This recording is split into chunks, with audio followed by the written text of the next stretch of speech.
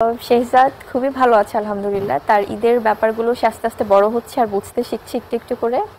এবারের কোরবানি ঈদে সাকিব খানের কাছ থেকে কি উপহার পেয়েছেন বুবলি ও বীর? চিত্রনায়ক সাকিব খান ও চিত্রনায়িকা শবনম বুবলির একমাত্র সন্তান শেহজাদ খান বীর। ব্যক্তি জীবনে নায়িকার সঙ্গে নায়কের বর্তমান সম্পর্ক ভালো না থাকলেও বাবা হিসাবে ছেলের সকল দায়িত্ব পালন করেন সাকিব। সুযোগ পেলেই সন্তানের সঙ্গে সময় কাটান তিনি। যদিও বীর বেড়ে উঠেছেন তার মায়ের কাছেই, তবুও বাবার আদর যত্ন থেকে বঞ্চিত হচ্ছেন না। বিভিন্ন উৎসব কিংবা উপলক্ষে ছেলেকে উপহার দিতেও দেখা যায় এই নায়ককে, যে কারণে প্রশ্ন উঠেছে এবারের ঈদে বাবা সাকিব খানের কাছ থেকে কি উপহার পেয়েছেন বীর। বিষয়টি নিয়ে সম্প্রতি একটি টেলিভিশন সাক্ষাৎকারে কথা বলেছেন মা শবনম বুবলি।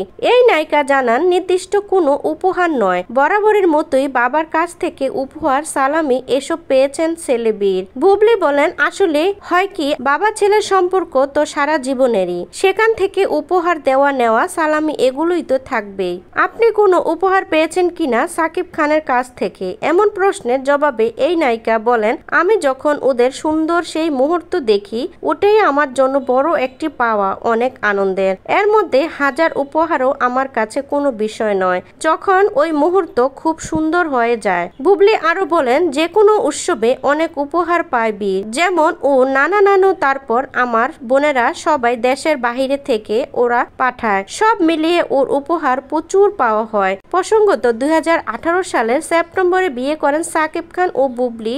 2 বছর পর তাদের সংসার আলো করে আসে পুত্র সন্তান শেহজাদ খান বীর। বর্তমানে এক ছাদের নিচে থাকছে না এই দম্পতি। দাদু বাড়ি থেকে, বাবা থেকে, নানা নানু থেকে, আমার থেকে, তো এগুলো আছে। আর বাবার